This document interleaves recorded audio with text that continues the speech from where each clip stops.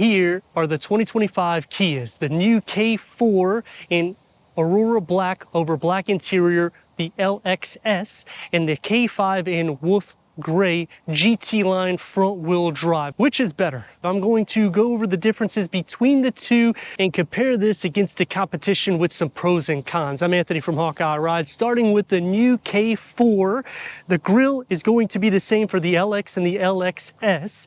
The EX will change it into a matte black finish. All will have these standard LED headlights and daytime runnings. When you get into the GT and the GT Turbo, you will receive the cubed lighting for the front. So it will be distinguished between the trims. The lower is going to keep it sporty, no active grille shutter, backing it with two different power options, three different trims until you go into the GT line, and then you have two different trim options for the turbocharged.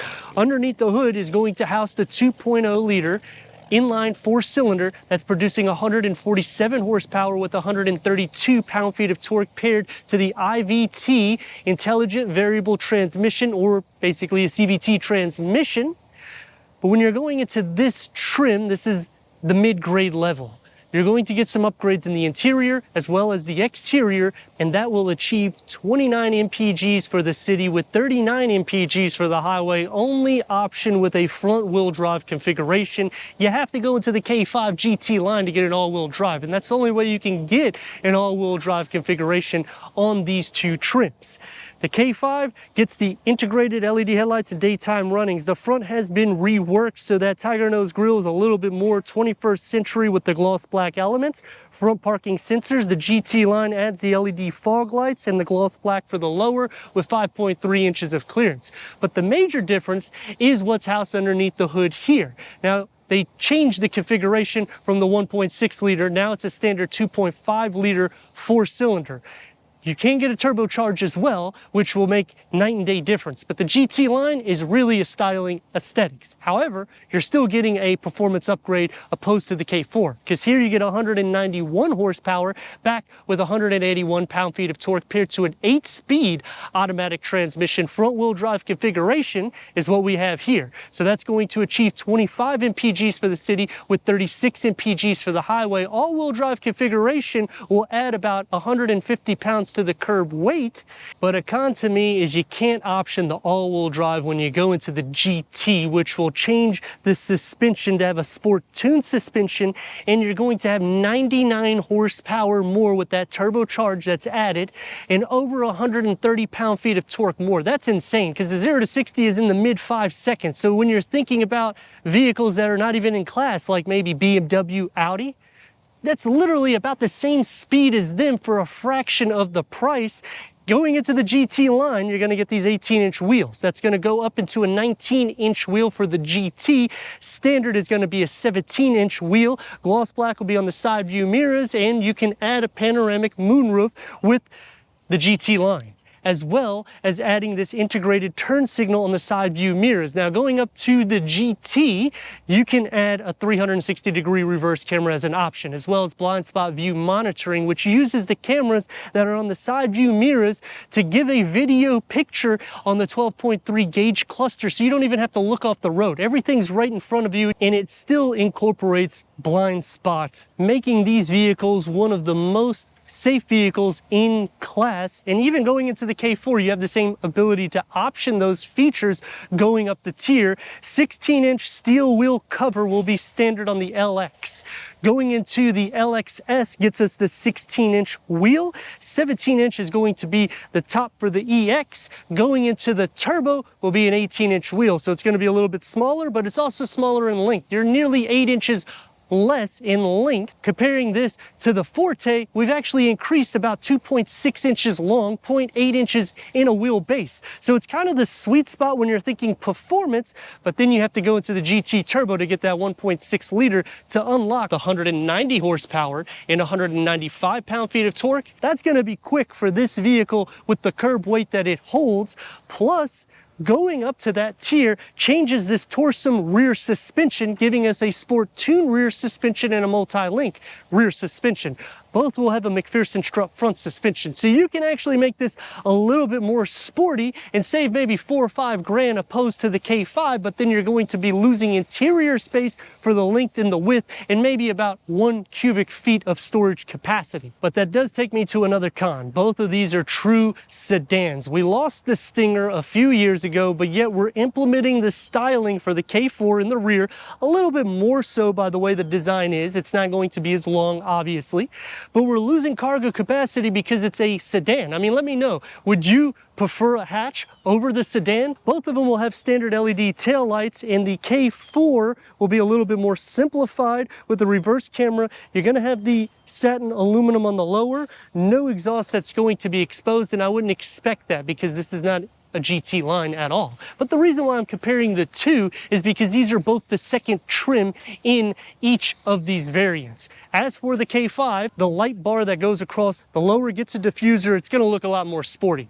Those are not actual exhaust outlets. You have to go into the GT in order to get that. Reverse parking sensors with the reverse camera. The nice thing though is whether you go K4 or K5, a lot of the options you can option on both of them, just the power is going to be a lot different. Would you rather have a CVT or an 8-speed automatic transmission, better MPGs or an all-wheel drive configuration? For me, I would pick the K5 just because of the length and because of the interior aesthetics that you're going to see in just a second, because it looks a little bit more upscale for a few $1,000 difference in price. Quick release going into 14.6 cubic feet of storage. It is a wide opening. Underneath the floor gets a spare tire. And you can split fold the rear bench by pulling the tabs, and that will maximize the cargo capacity to the new K4. Quick release going into 15.6 cubic feet of storage. It's a wide opening. It's 1 cubic feet more than the K4. Underneath the floor gets a spare tire, and you can split fold the rear bench by pulling the tabs at a 40-60 split, and that will maximize the cargo capacity to the K5. 6-way manual seat adjustment for the front seats. Cloth upholstery. Premium cloth starts on the EX trim with heated front seats. And you're going to notice it's a lot more opened up in the interior. 6 speakers start on this trim. 4 speakers are on the LX. Let's fire it up.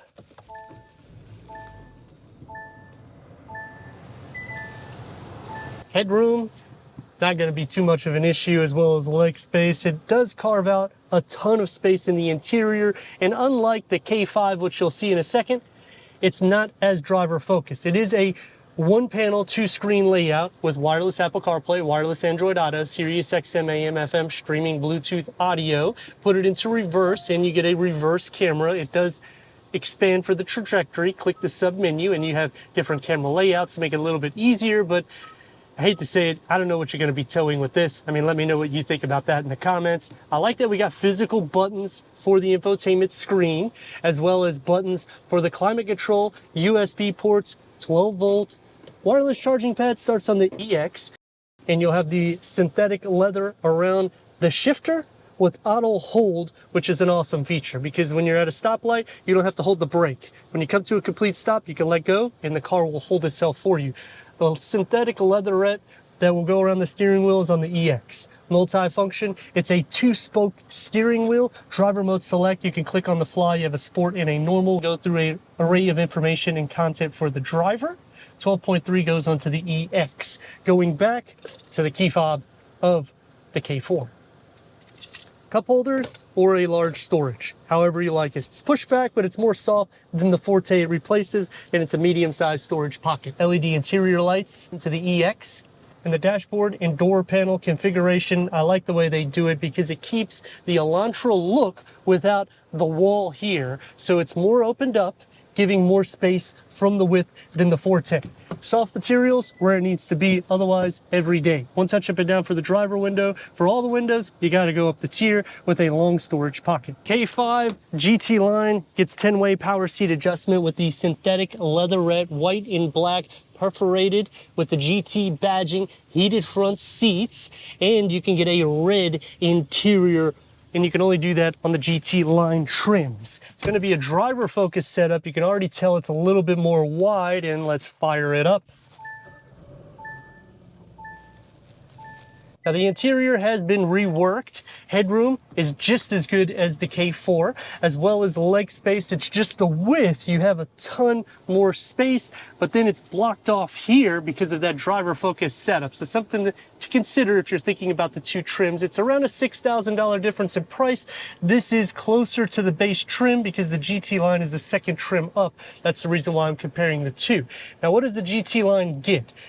This new style is going to be implemented in all. So you have the 12.3, except going up the tier, click onto the maps, you get navigation here.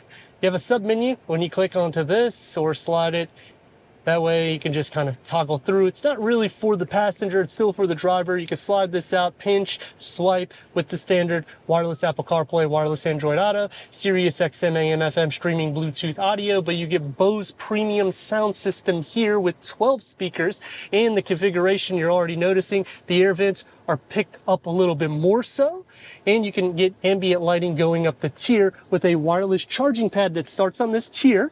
USB ports 12 volts, and this is a touch screen. So you don't have physical buttons, but when you click here, you have your dual climate control settings. Put it into reverse, you get a reverse camera with trajectory that expands. The same thing with the sub menu and the same thing with the towing. I just don't really get it.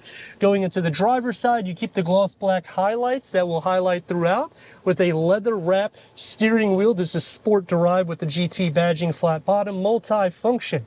And we have and this is a 4.2 digital gauge reader that can go through an array of different content for the driver. Paddle shifts will be on the GT, and you'll still have that auto hold. I like the heated seat switches that are derived out of the Stinger Relost. Driver mode select.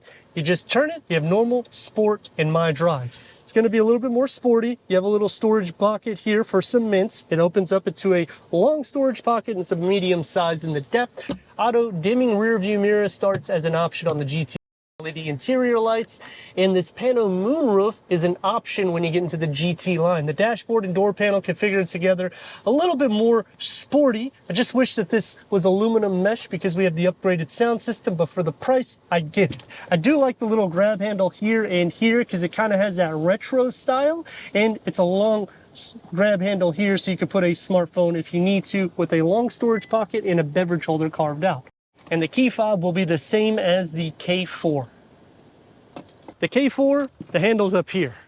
You do have a pretty decent entrance to get inside. At 6'3", not going to be an issue, especially with headroom and leg room, but there isn't any storage. You do get USB ports of the storage bin there. No armrest with cup holders. The door is going to be stripped of all the materials. Not really, you still get the soft ones here, so it's literally the same. It's just the storage pocket is more for like a flask.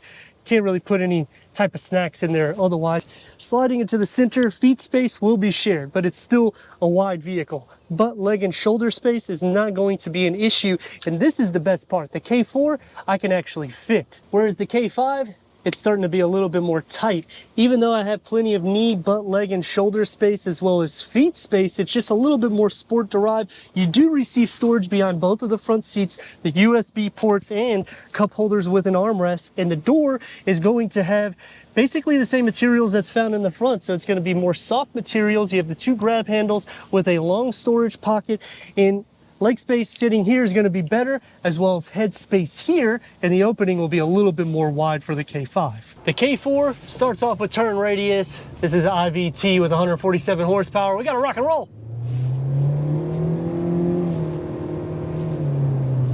Now 132 pound-feet of torque, when I mean rock and roll, I'm just kind of kidding, because you're getting 29 mpgs for the city, 39 mpgs for the highway, which is great, but it's basically a CVT transmission, which you may want to consider driving both the K4 and the K5, because the K5 gets the 8-speed automatic transmission. It's a little bit more sporty, but here, I mean, you just get a lot of value because you're under 26 grand. This is the mid-trim level. You're going to receive a little bit more tech than Honda and Toyota, plus more leg space for the rear occupants. Cargo has decreased, but it's longer, it's wider, so it's ticking the box for things for practical use, stopping from 70 to 0 is around 173 feet, which isn't bad when you're considering the size of this vehicle. So practical use, it's definitely in mind.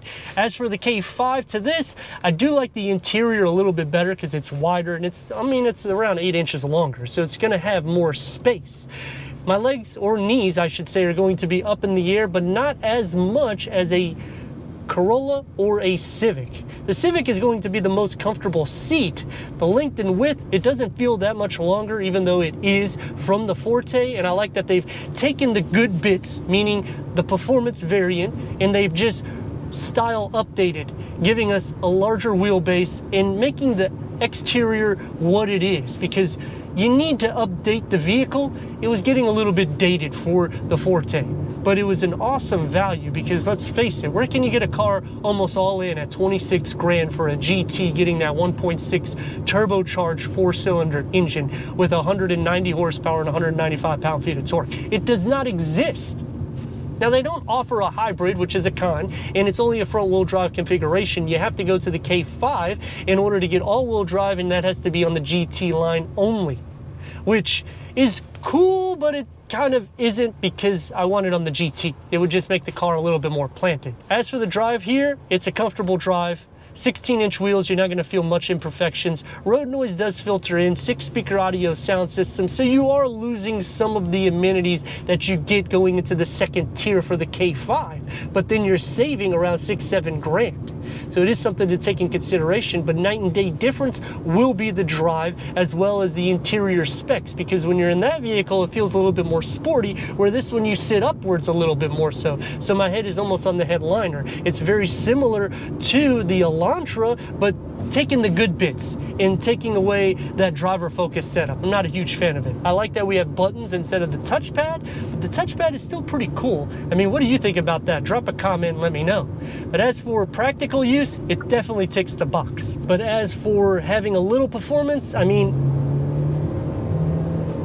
don't get me wrong, it can get up to speed. It's just going to take a little bit longer than the K5 will. But when you're thinking apples to apples, you're not only spending extra dough to get it, but you're also receiving a lot more features that's standard.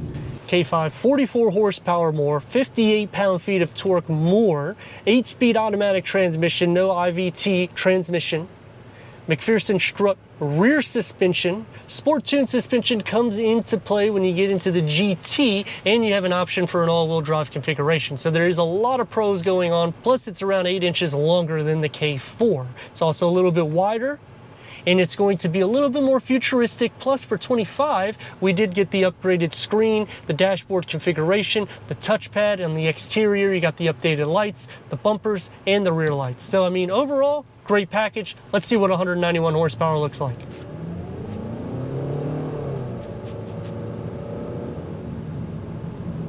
Keeps up with traffic, 181 pound-feet of torque. Sound deadening is a little bit better here. Comfort to the ride, it's about the same, realistically speaking. I mean, 16-inch to an 18-inch, it's not going to be a huge difference where you're going to say, oh my God, I feel every bump, but you will feel a little bit more imperfections here, but it is also to be expected. The windscreen is large.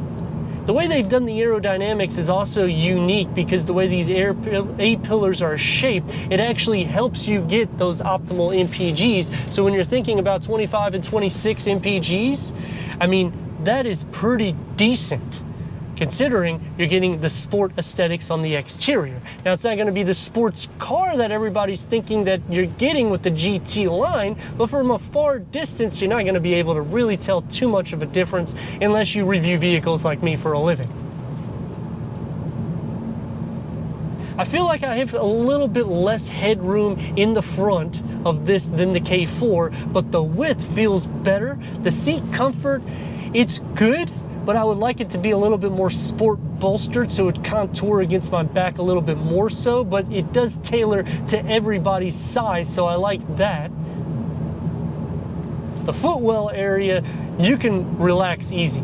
So right now I have my knees against the door panel and against the center cluster. You have a ton of space there, but in both variants, my knees are going to be up in the air otherwise. So for a long journey, it can make you a little bit tired. Honda has one of the better seats in that sense for your butt in the back bolstering. But overall, for features in actual what you're getting as a vehicle in whole, Kia is going to outperform them. It's also going to give you a lot more tech and safety features for the price. Because let's face it, if you go into Honda and Toyota, you're going to be spending an extra $2,000 to $5,000 depending on trims that you go to. But is it a night and day difference in drive? Well, I mean,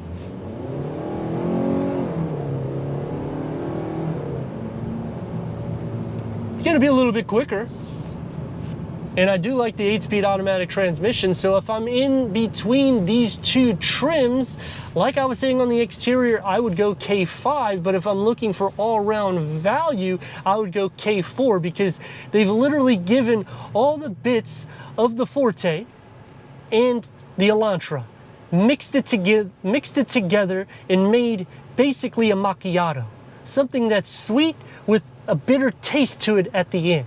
But let me know your thoughts in the comments, and if you're new to the channel, consider subscribing. Check out the next video, merchandise, website, and Instagram. Leave a comment and a like, and I'd like to thank Regal Kia for giving us this 2025 comparison between the Kia K4 and the Kia K5 for our car review.